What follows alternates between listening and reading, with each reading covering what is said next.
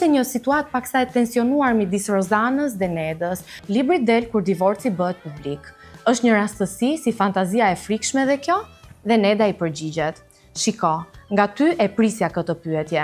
Po sigurisht që është tërësisht rastësi, se nuk bëhet shaka me gjërat e jetës. Dhe në fakt është e vërtet, nuk bëhet dhe nuk besoj që askush do bënte shaka me një moment kaq delikat në jetën personale. Pam kopertinën e librit tuaj. Ju mbanit emrin e ish bashkëshortit, apo ende nuk është një ish?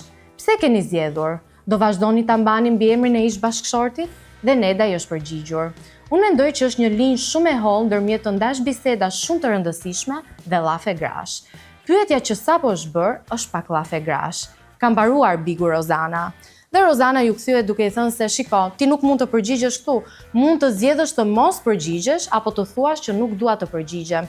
Në fakt, situata e tensionuar ka vazhduar përgjatë gjithë intervistës dhe me sa duket marrëdhënia midis vajzave ende nuk është përmirësuar